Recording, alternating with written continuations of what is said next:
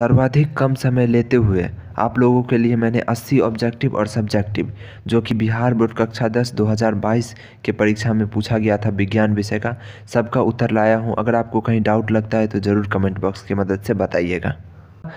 पारिस्थितिक तंत्र है तो यहाँ पे आपको ऑप्शन दिख रहा होगा और इसका आंसर हो जाएगा कृत्रिम। तो आपको ये इसमें थोड़ा सा अजीब लग सकता है, डाउट लग सकता है, लेकिन इसका कृत्रिम होगा क्योंकि तालाब जो होता है मानव निर्मित भी होता है। निम्न में से कौन पारिस्थितिक तंत्र में अधिकतम संख्या में मौजूद होते हैं? तो उत्पादक यानी पेड़ पौधे जो प्रकाश संश्लेषण करते हैं उसकी संख्या सर्वाधिक होती है। पेड़ पौधे घास फूस कितना ज़्यादा रहता है। चलिए, जीवों की उत्पत्ति से पहले पृथ्वी पर निम्नलिखित में से क्या नहीं था? तो ऑक्सीजन नहीं था। ऑक्सीजन होने के बाद ही जीवों की उत्पत्ति हुई। भारत में उत्पादित प्रतिवर्ती विद्युत धारा की आवृत्ति होती है 50 हर्ट्ज। इस तरह के उत्तर आपको मुँह ज़बानी याद होना चाहिए। 1 माइक्रो एम्पियर विद्युत धारा है तो पाँचवा का आंसर हो जाएगा सी, नहीं पाँचवा का आंसर हो जाएगा बी, 10 उसका पावर -6। स्पेक्ट्रम पर प्राप्त करने के लिए किसका उपयोग होता है? तो अवतल दर्पण का, उत्तल दर्पण का, प्रिज्म का या कांच का, सिल्ली का? तो सातवां का आंसर हो जाएगा बहुत ही आसान, प्रिज्म का। वहाँ से 7 रंगों में विभक्त होके स्पेक्ट्रम पर प्रिज्म की सहायता से दिखती है। 8 नंबर, उत्तल लेंस द्वारा आवर्तित काल्पनिक प्रतिबिंब तब बनता है जब वस्तु रहती है। तो 8वां का आंसर हो जाएगा बी, यानी जब वस्तु फोकस और लेंस के बीच रहती है। चलिए, आवर्त सारणी के प्रथम आवर्त में तत्वों की संख्या होती है। तो 9 नंबर प्रश्न का उत्तर हो जाएगा ए, यानी 2। चलिए, 10 नंबर प्रश्न, निम्नलिखित में से किससे इलेक्ट्रॉन को बाहर निकलना सबसे आसान है? तो 10वां का आंसर हो जाएगा ए, यानी एम वर्ग से। द्वितीय आवर्त में तत्वों के लिए कौन सा सेल बढ़ातम सेल है? तो 11 नंबर का उत्तर हो जाएगा आपका बी, यानी एल सेल। चलिए आगे बढ़िए। संतृप्त हाइड्रोकार्बन श्रेणी के सदस्य को कहा जाता है। तो 12 का आंसर हो जाएगा सी, यानी एल्केन। चलिए आगे बढ़िए। 13, मेंडलीव द्वारा छोड़े गए आवर्त सारणी के रिक्त स्थानों के बाद में निम्नलिखित में कौन सा तत्व पदस्थापित किया गया? तो 13 का आंसर हो जाएगा ए, यानी गैलियम। आवर्त सारणी के प्रत्येक आवर्त का अंतिम सदस्य होता है। तो इसका आंसर हो जाएगा सी, यानी एक निष्क्रिय गैस। देखिए, किसी तत्व में 2 सेल है और दोनों ही इलेक्ट्रॉन से पूर्णतः भरे हुए हैं, वह तत्व है। तो 15 का उत्तर हो जाएगा आपका ए, यानी नियॉन। चलिए आगे बढ़िए। 16 नंबर पे चलिए, निम्नलिखित में से कौन सबसे अधिक क्रियाशील हैलोजन है? तो 16 का आंसर हो जाएगा ए, यानी एफ। चलिए आगे बढ़िए। ओजोन का आणविक सूत्र है। तो ओजोन का आणविक सूत्र है O3। pH का कौन सा मान क्षारक विलयन को निरूपित करता है? तो 7 के बाद जो भी हो जाएगा, तो यहाँ पे 7 के बाद एक ही है 13, तो यही हो जाएगा क्षार। 7 से पहले होता है अम्ल। 19 नंबर, जल के एक अणु में हाइड्रोजन और ऑक्सीजन के परमाणुओं की संख्या का अनुपात होता है। तो इसका आंसर हो जाएगा बी, 2:1। 20 नंबर पे चलिए, निम्नांकित संकेतों द्वारा व्यक्त तत्वों में कौन सा धातु है? तो इनमें से कौन सा धातु है? तो 20 का आंसर हो जाएगा बी। चलिए आगे बढ़िए। अम्लीय ऑक्साइड के विलयन का pH मान क्या होता है? तो इसमें से 7 से नीचे एक ही है जो कि 4 वाला है, तो यही हो जाएगा इसका आंसर। सबसे कठोर प्राकृतिक पदार्थ कौन सा है?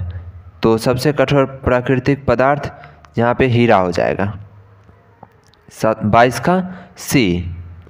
23 नंबर पे चलिए, सिल्वर आयोडाइड का रंग कैसा होता है?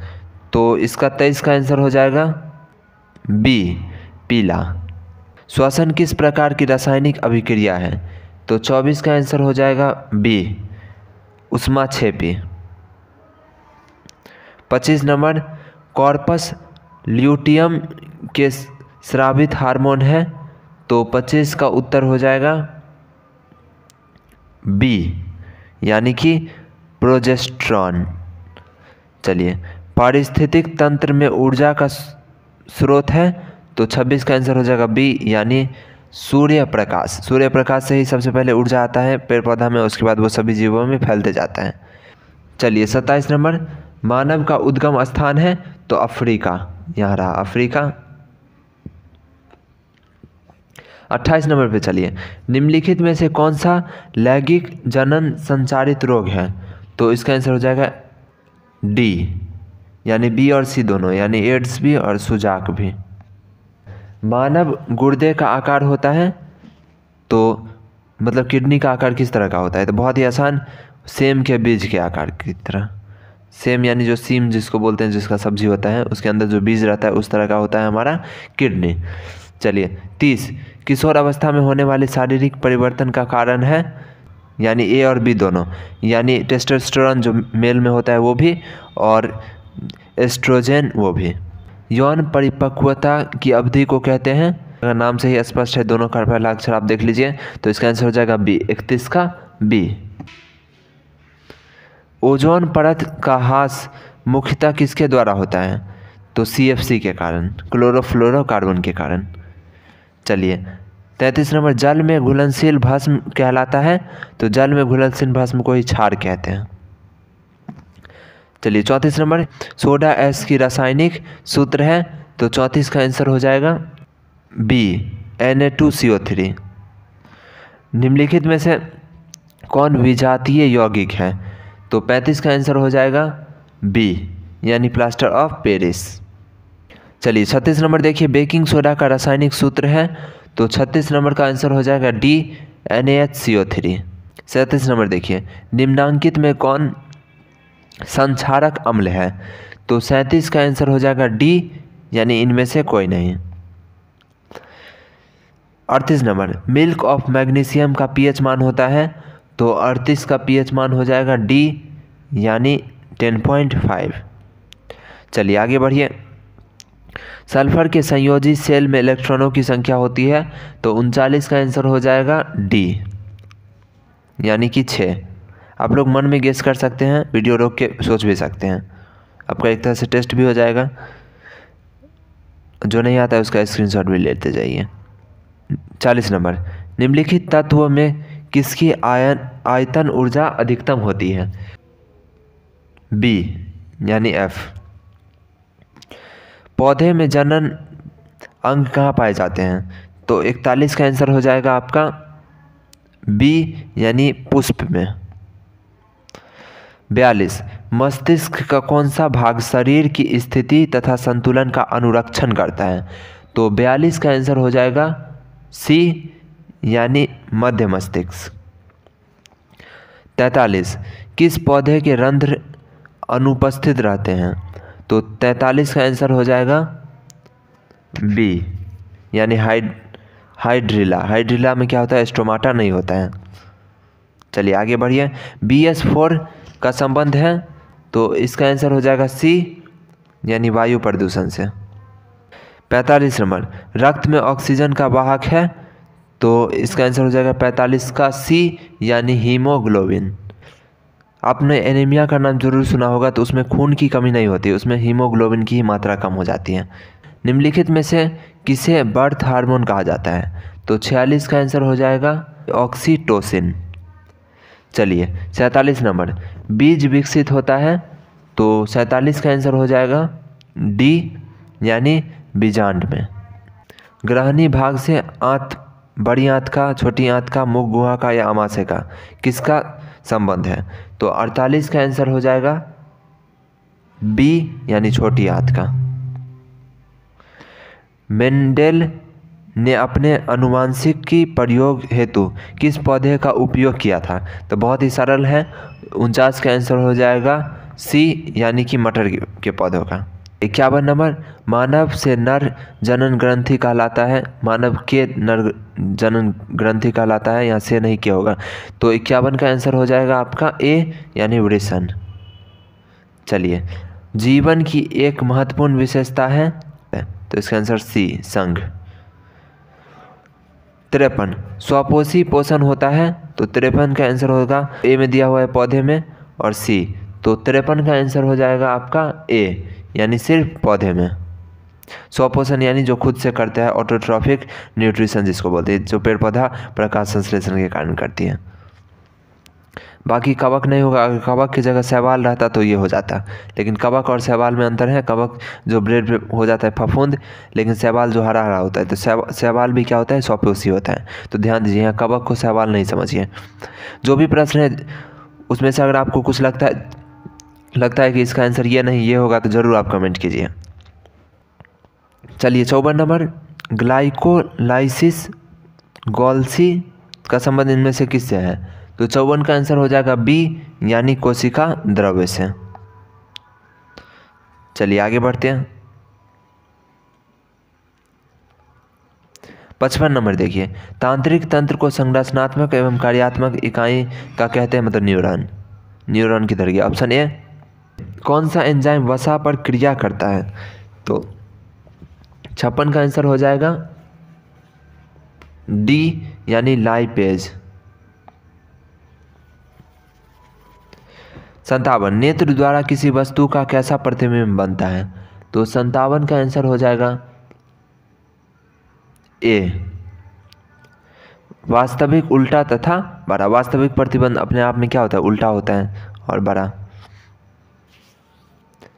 चलिए 58, विद्युत परिपथ में विद्युत धारा को मापने के लिए किसका उपयोग किया जाता है? मतलब विद्युत धारा को मापा जाता है किससे? तो 58 का आंसर हो जाएगा डी, यानी आमीटर से। निम्नांकित में कौन सा विद्युत शक्ति को निरूपित नहीं करता? तो 59 का आंसर हो जाएगा ए, निम्नलिखित में से किसी वस्तु का वास्तविक प्रतिबिंब कौन बना सकता है? तो इसका आंसर हो जाएगा बी। चलिए आगे, किसी बिंदु वस्तु से निकलकर किरणें किसी लेंस से अपरिवर्तित होकर जिस बिंदु पर मिलती है उसे कहते हैं? तो 61 का आंसर हो जाएगा सी, यानी फोकस। चलिए आगे बढ़िए। फोटोग्राफी कैमरा का अभिदृश्यक होता है? तो अवतल दर्पण, अवतल लेंस, उत्तल लेंस या उत्तल दर्पण? तो 62 का आंसर हो जाएगा सी। पहली बात तो दर्पण होगा नहीं, लेंस होगा, क्योंकि यहाँ आर पार देखने की बात हो रही है, प्रतिबिंब की बात नहीं। तो यहाँ पे क्या हो जाएगा सी। 63 नंबर, किसी शब्दकोश में पाए गए छोटे अक्षर को पढ़ते समय आप निम्न में से कौन सा लेंस का उपयोग करेंगे? तो 63 का आंसर हो जाएगा डी, 5 सेंटीमीटर फोकस दूरी वाला एक अवतल लेंस। चलिए 64 नंबर, किसी गोलीय दर्पण तथा किसी पतले गोलीय लेंस दोनों की फोकस दूरी 15 सेंटीमीटर है तथा दर्पण तथा लेंस संभवतः है। तो 64 का आंसर हो जाएगा सी, दोनों अवतल, यानी दोनों अवतल होना चाहिए। चलिए 65, वोल्ट बराबर होता है? तो वोल्ट किसके बराबर होता है? विद्युत अवशेष के प्रवाह दर को कहते हैं? तो 66 यानी 66 का हो जाएगा ए, विद्युत धारा। चलिए 67, निम्नलिखित में से कौन सा कथन सत्य है? तो 67 का आंसर होगा बी। चलिए आगे बढ़ते हैं। CHO अभिक्रियाशील समूह को कहते हैं? तो 68 का आंसर हो जाएगा आपका सी, यानी एल्डिहाइड समूह। 69, एथेनॉल को सांद्र H2SO4 के साथ गर्म करने पर निम्नांकित में से कौन सी गैस बनती है? तो 69 का आंसर हो जाएगा डी, यानी C2H4। चलिए, जिंक ब्लेड निम्नांकित में से किस धातु का अयस्क है? तो 70 का आंसर हो जाएगा बी, Zn। तो जिंक यहाँ से डायरेक्ट आसान है। चलिए, आवर्त सारणी के किसी आवर्त के तत्व में कौन सा गुण समान होता है? डी, अक्षों की संख्या। अभिक्रिया CaO+H2O CaOH2 किस प्रकार की अभिक्रिया है? तो 72 का आंसर हो जाएगा बी, यानी संयोजन अभिक्रिया। 73, निम्नलिखित में से कौन सा मात्रक वाट के बराबर होता है? तो 73 का आंसर हो जाएगा ए, J/S। 74, विद्युत हीटर के तार को कुंडली बनी होती है, यानी उसका जो तार होता है हीटर के अंदर गर्म जो रहता है वो बना होता है किस चीज़ से? 74 का आंसर हो जाएगा डी, यानी नाइक्रोम की। 75 किसी परिपथ का वह गुण जो विद्युत ऊर्जा को ऊष्मा ऊर्जा में बदल देता है वो कहलाता है। तो 75 का आंसर हो जाएगा ए यानी प्रतिरोध। एक विद्युत सेल में धारा प्राप्त करने पर इसके सिरों के बीच विभवांतर का मान होता है। तो 76 का आंसर हो जाएगा बी यानी विद्युत वाहक बल से कम। चलिए आगे बढ़ते हैं। 77 और नवीकरणीय ऊर्जा का स्रोत होता है। तो 77 का आंसर हो जाएगा ए यानी कोयला। 78 तरंग दैर्ध्य को सामान्यतः व्यक्त किया जाता है। 78 का आंसर हो जाएगा ए मीटर में। 79 किसी चालक तार से प्रभावित धारा में गतिशील कण होता है। तो 79 का आंसर हो जाएगा सी यानी इलेक्ट्रॉन। चलिए 80 नंबर पे चलिए। 12 वोल्ट विभवांतर के दो बिंदुओं के बीच 2 कूलम आवेश को ले जाने से कितना कार्य किया जाता है।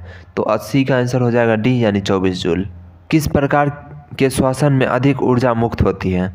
तो 50 का आंसर हो जाएगा आपका ए यानी वायवीय श्वसन में, जो कि मनुष्य लोग करते हैं। चलिए अब सब्जेक्टिव क्वेश्चन पे चलते हैं। क्वेश्चन आपको दिख रहा है, स्क्रीनशॉट लीजिए, आंसर का भी स्क्रीनशॉट दिलवा दूंगा। और कोशिश कीजिए आप अपने नोट्स या पीडीएफ से ही याद कीजिए, क्योंकि इसका लैंग्वेज थोड़ा अलग रहता है। बाकी आप व्हाट्सएप पे भी हमें कांटेक्ट कर सकते हैं, डिस्क्रिप्शन में आपका उसका भी लिंक मिल जाएगा। परीक्षा का तैयारी जम के कीजिए। चलिए एक स्लाइड और रह गया है, वीडियो को लाइक और चैनल को सब्सक्राइब जरूर कर दीजिए।